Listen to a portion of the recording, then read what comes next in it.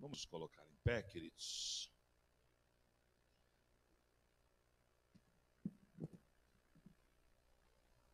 Abra a tua Bíblia comigo no Evangelho de Mateus, segundo Mateus, capítulo 14.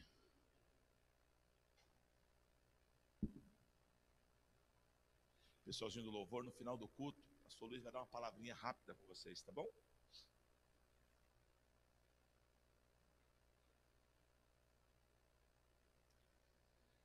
Evangelho segundo Mateus, capítulo 14. Quem achou, diga glória a Deus. Versículo 22.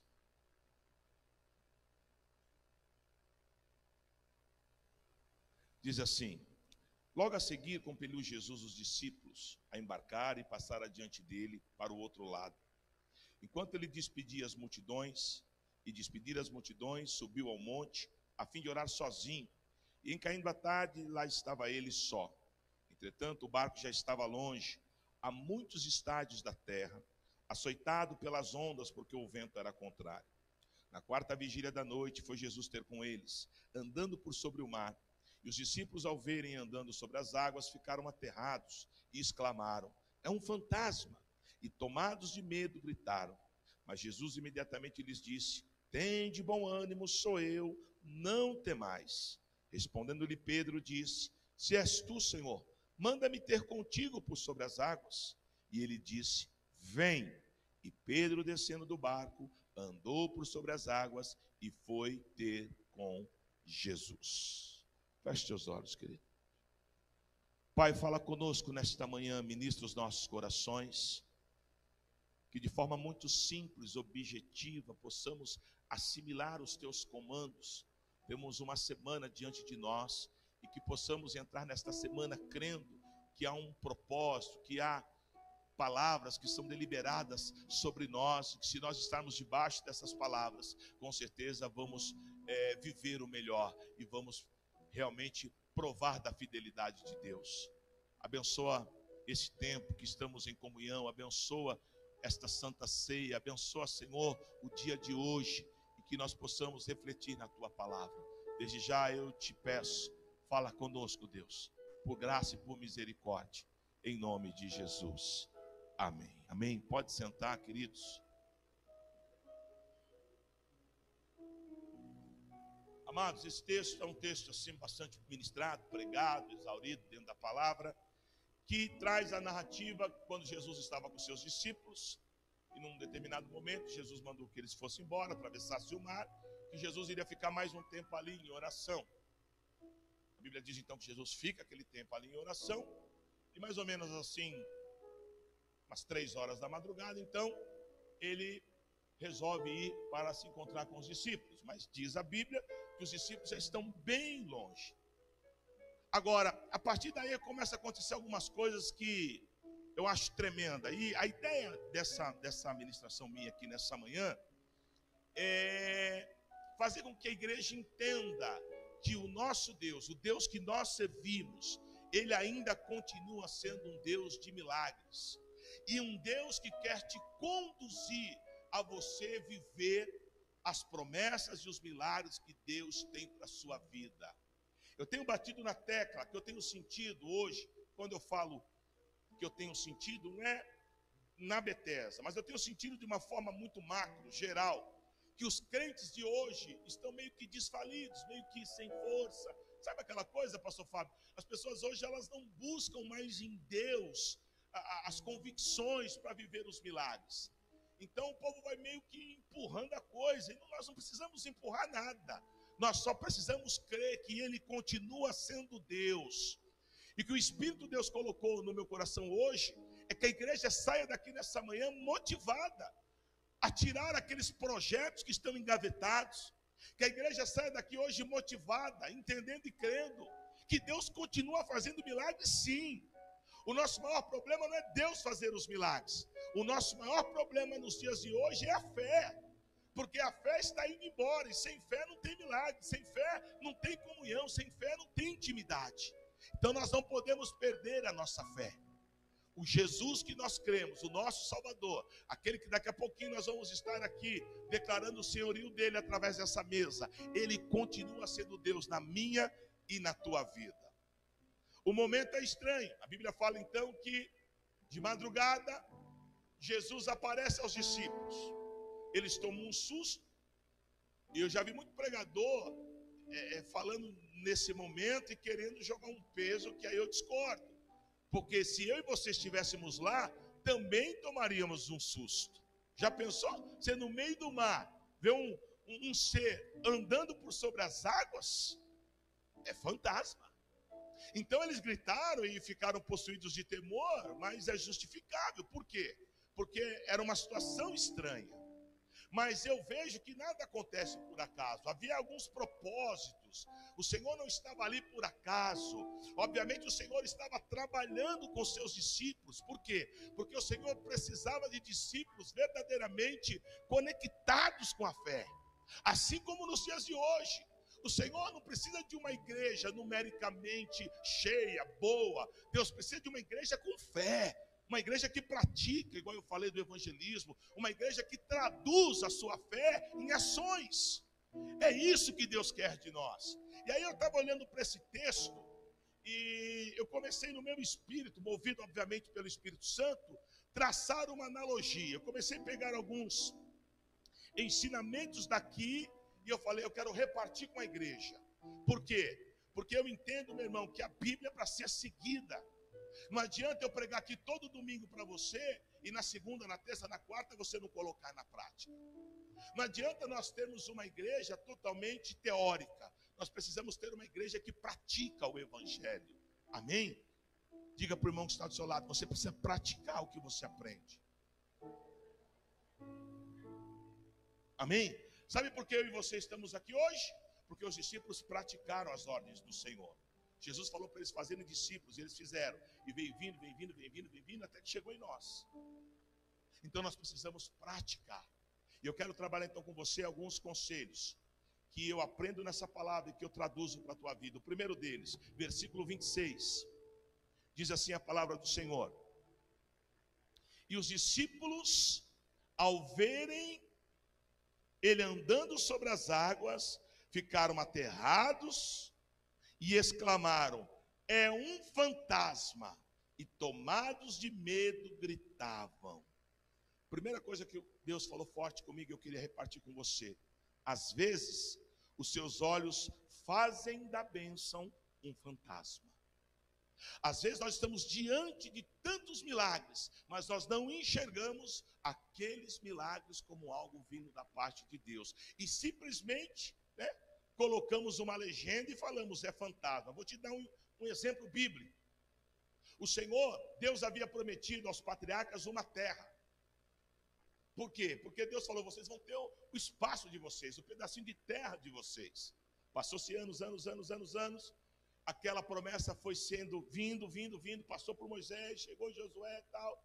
Aí preste atenção, quando eles foram ver a terra, havia alguns sinais que Deus havia falado que essa terra teria. Ela iria manar leite e mel, enfim. Quando eles chegaram na terra, os espias, eles viram que os sinais que Deus havia falado estavam lá. Mas eles tiraram os olhos dos sinais e começaram a olhar para os gigantes. Começaram a olhar para as dificuldades. E quando eles trouxeram o relatório, que é o meu ponto de vista, a primeira coisa que eles deveriam falar é a terra.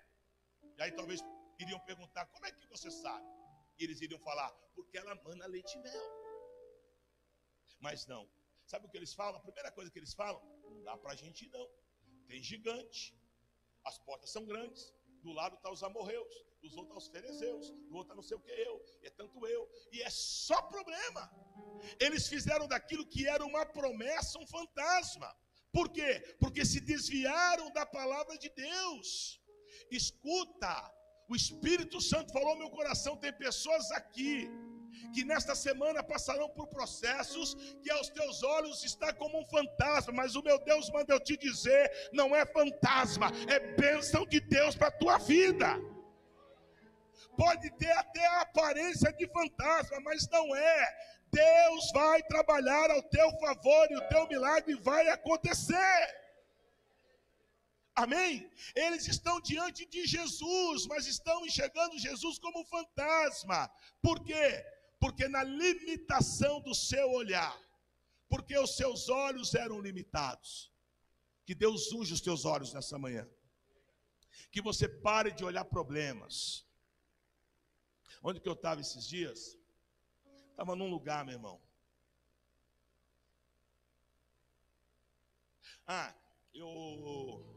Esses dias eu estava conversando com a bispa. A minha mãe tem 70 e poucos anos.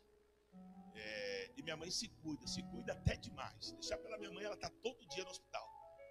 E eu estava falando com a bispa, né, para a bispa gerenciar o tempo dela, porque é correria, é obra, é família tal, e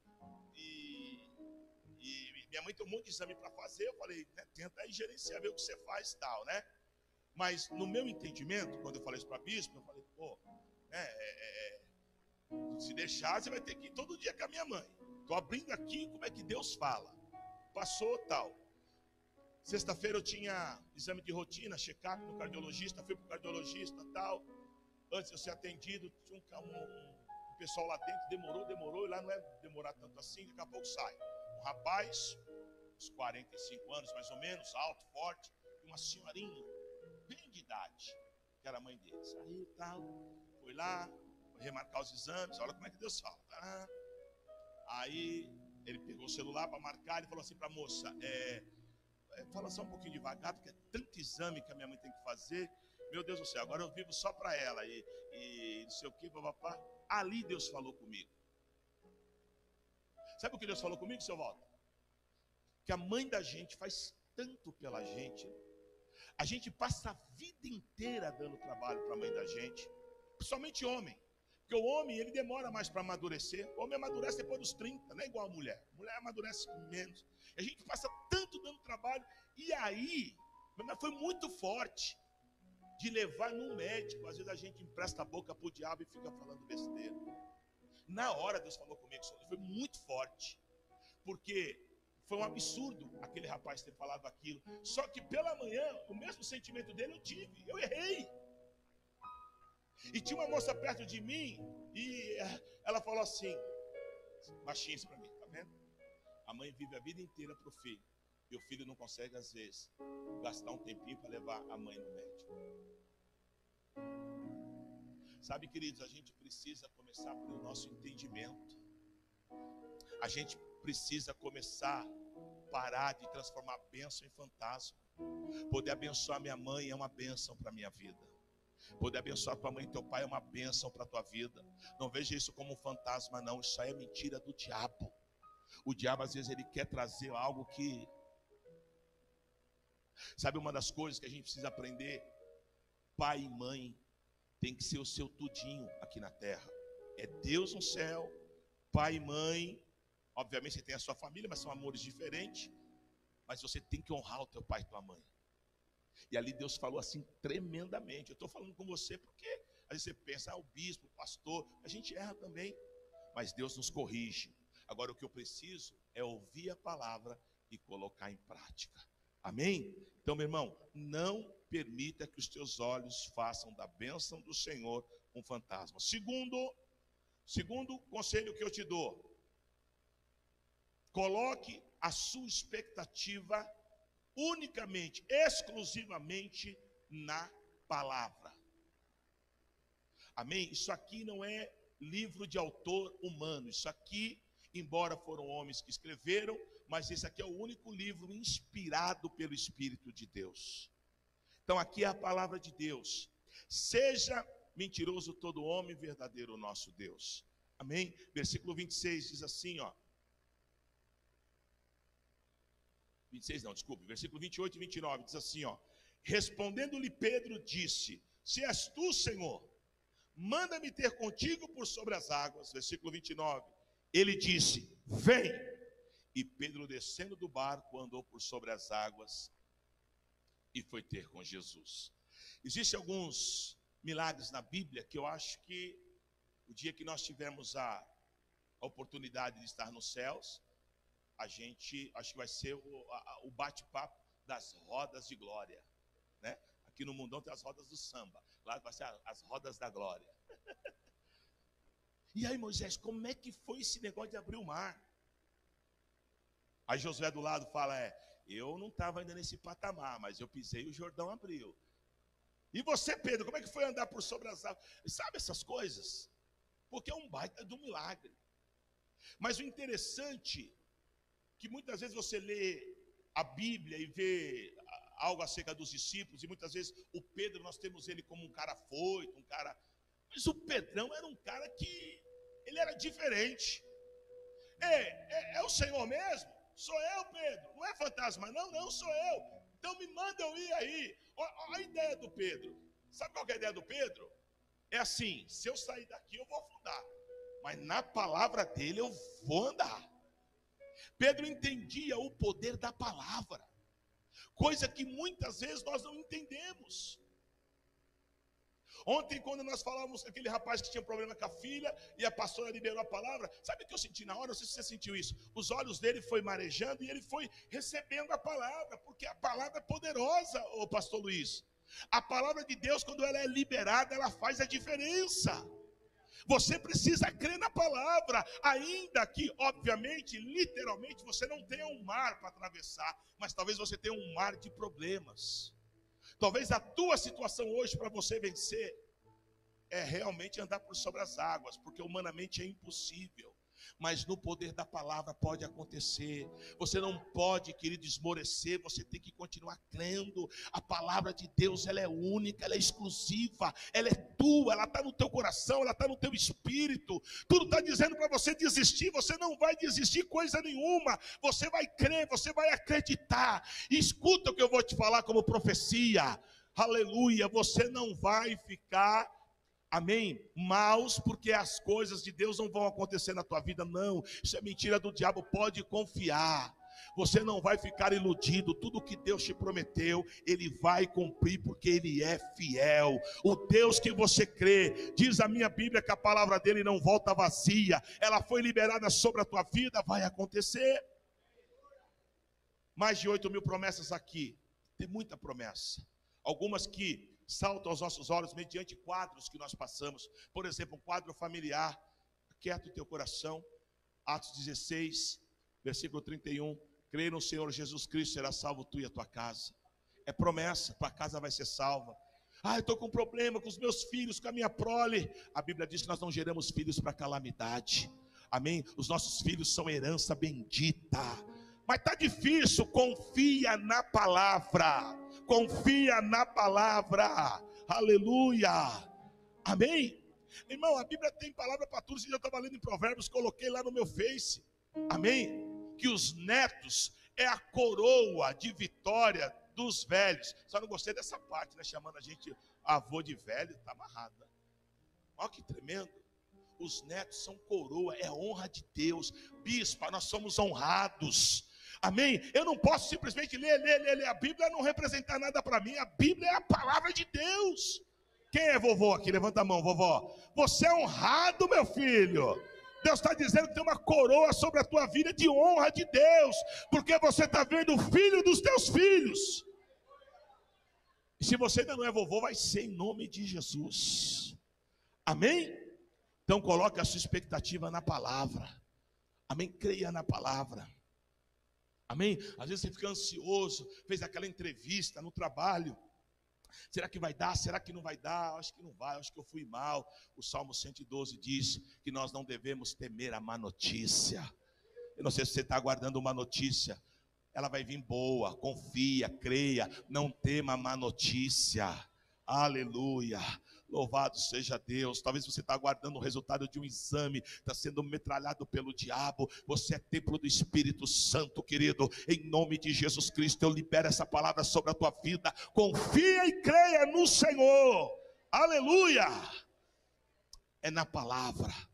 A palavra, ela é poderosa.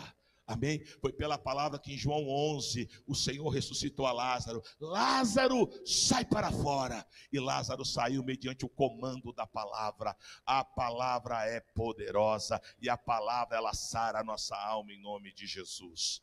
Amém? Então vamos lá, recapitulando. Primeiro conselho: não enxerga a tua bênção como fantasma. Enxerga a tua bênção como bênção. Segundo, coloque a sua expectativa na palavra. Não coloque a sua expectativa em situações. Nós estamos vivendo um tempo no Brasil terrível. Eu não quero aqui falar de política e nem quero falar de candidato. Mas eu quero falar que feliz a nação cujo Deus é o Senhor. Nós temos que clamar para que Deus abençoe a nossa pátria. Amém? Porque o meu problema, eu não estou limitado a ver ação política. Eu estou vendo o trabalhar de Satanás nos últimos dias. E nós precisamos crer que o nosso Deus é um Deus todo-poderoso. Amém? A gente às vezes não para pensar. Mediante todo esse quadro, essas guerras políticas, nós estamos aí, irmão, à mercê de uma revolução. Você já parou para pensar isso? Porque de um lado tem uma turma que crê num partido, a outra em outro. Daqui a pouco está todo mundo aí se matando. Isso aí pode gerar uma confusão. Você não tem ideia do que é isso. E por trás está o diabo, só potencializando. Então nós temos que pedir para que Deus venha sarar a nossa nação. Amém? Basta apenas uma palavra. E eu creio que a palavra de Deus para a nossa nação é palavra de bênção, é palavra de vitória. Amém? Terceiro conselho que eu te dou. No versículo 26, na parte B, diz assim, ó, eu até grifei aqui na minha Bíblia, diz assim, ó, ficaram aterrados, ficaram com medo. Amém? O terceiro conselho que eu quero te dar: saia da zona de conforto. Amém? Saia da zona de conforto. O que eu vejo de gente que é abençoado na igreja, e quando a bênção chega, depois ele esquece de Deus. E aí, às vezes, depois, a coisa se complica. Ah, mas por que complicou? Porque você, infelizmente, não foi grato com aquilo que Deus te deu. A gente precisa acordar, irmão. A gente precisa sair da zona de conforto. A gente quer a bênção, mas a gente não quer congregar, a gente não quer ir para o grupo de discipulado, a gente não quer se envolver com as coisas de Deus, a gente quer congregar de uma forma estranha, meu irmão, assim, sabe? Você quer aparecer uma vez por semana na igreja, sem compromisso nenhum, e fica exigindo um monte de coisa de Deus. Não é assim que funciona. Deus não gerou isso. Antes de Jesus ir para o céu, ele gerou 12. Obviamente que ele gerou muito mais, mas os 12 ele gerou para estar conectado com ele. Eu ministrei para os pastores, né? Que Jesus chamou os discípulos para andar com ele.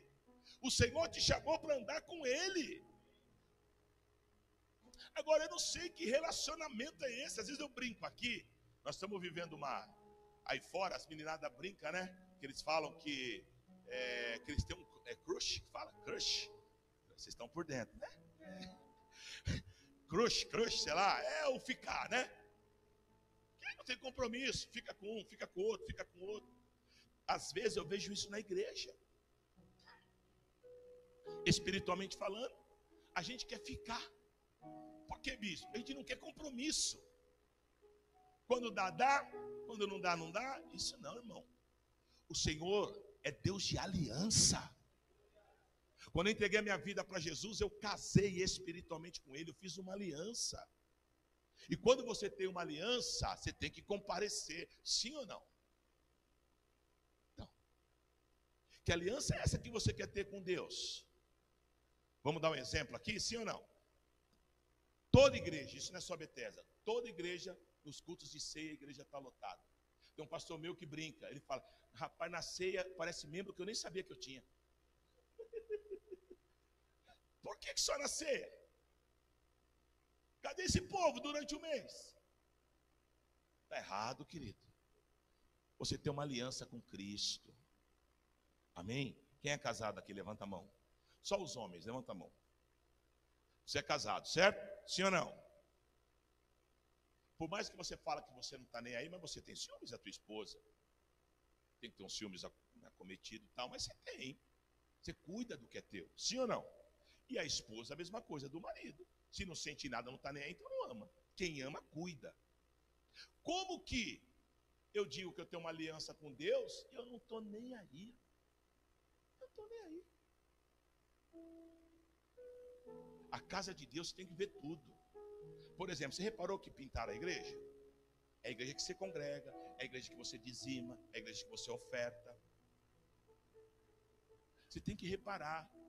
Uma das coisas, quando eu congregava, eu via tudo. Deixa eu ver se essa igreja aqui está sendo bem cuidada, porque todo mundo dizima aqui, tem que ser cuidada, né? Como é que está as paredes, os pisos, o som, se os instrumentos são novos, tal. Isso é o direito teu. Primeiro, porque você dizima, ofertante. Segundo, porque é a casa do Pai. Agora, quando eu não tenho responsabilidade nenhuma, eu estou nem aí, irmão. Não pode. Em nome de Jesus Cristo, saia da zona de conforto, congregue. E outra, hein? Atos capítulo 2, versículo 42 em diante, diz que a igreja primitiva cultuava quantos dias na semana? Todos. E cultuava no templo e cultuava onde? Nas casas. No templo e nas células, nos GDs. Aqui na Bethesda você vem, aqui a gente tem culto de quarta, domingo às 10, domingo às 19. Às vezes você vem uma vez na semana na igreja e você acha pesado. Irmão, desculpa a minha indiscrição, mas que evangelho é esse que você quer? Que aliança é essa? Pô, não dá. Não dá. Esse tipo de aliança que eu quero não existe. É igual eu sou casado, aparecer uma vez por semana na minha casa. Aí vocês ficam com essa cara, me olhando, espantados. Mais espantado fico eu. Às vezes tem irmão que você fala, e aí, irmão? Ai, bicho, muito pesado, meu, tá sufocando. Ô, abençoado, quem tem que te sufocar é o seu pecado. A casa de Deus não sufoca ninguém, não. A casa de Deus nos traz intimidade. A casa de Deus nos traz graça. A casa de Deus nos traz a presença do Todo-Poderoso. A casa de Deus nos traz alegria. Davi disse no Salmo 122, versículo 1, alegrei-me quando me disseram, vamos à casa do Senhor. Davi está dizendo, eu tenho prazer de estar na casa do Senhor. Sai da zona de conforto. Os discípulos aqui ficaram com medo, se agarraram no barco. O Pedro foi. E eles estão lá, aqui, ó, na zona de conforto. Porque quem fica na zona de conforto não vive milagre.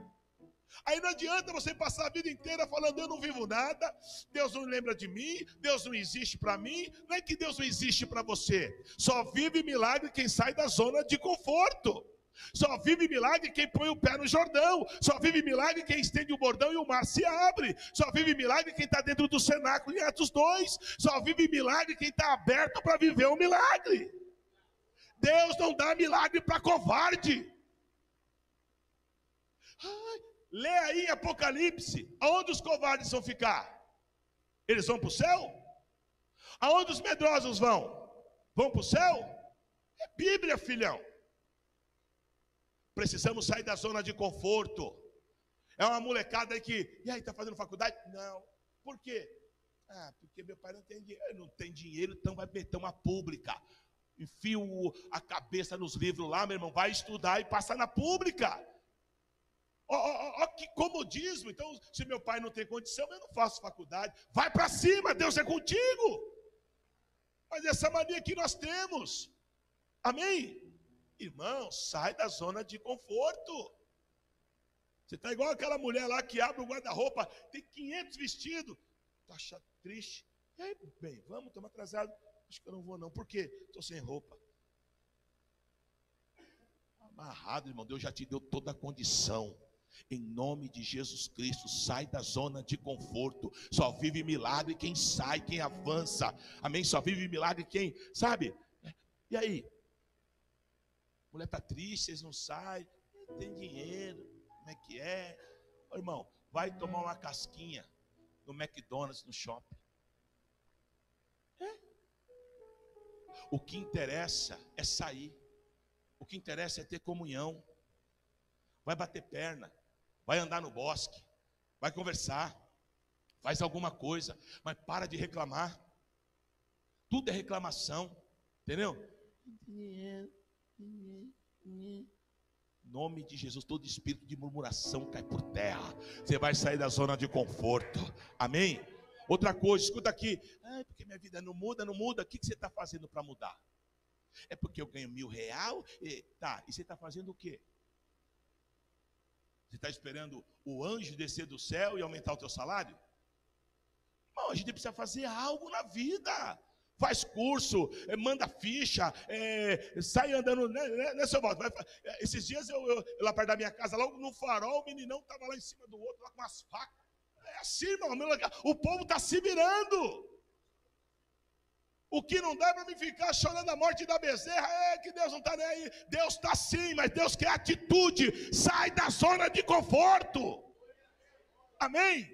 Mulher, para só de reclamar também. Meu marido. Ei, filha, vai fazer uns quindinhos aí, vai fazer uns bombons aí. Se coça, minha filha, também. Quer andar bonitona, de salto alto, cheirosa, bonita, mas não quer pôr a mão no arado? Vai ajudar o marido. A Bíblia diz em Provérbios, lá no texto de Provérbios que diz que a mulher sábia edifica a casa e a tola destrói com as próprias mãos. Eu não sabia, a bispa que viu lá. Escavando o texto, ela viu que aquela mulher de Provérbios, ela trabalhava para ajudar o marido. É isso. Aleluia. Você viu aí, Lu? Sobrou para você. Está entendendo? Então a gente precisa ajudar. É o casal, é a família. Vamos todo mundo. Ficar todo mundo em volta da mesa, só reclamando. Aí não dá, irmão. Em nome de Jesus, você vai sair da zona de conforto e vai viver a bênção do Todo-Poderoso. Em nome de Jesus. Amém? E para finalizar, o quarto conselho. A parte B do versículo 26.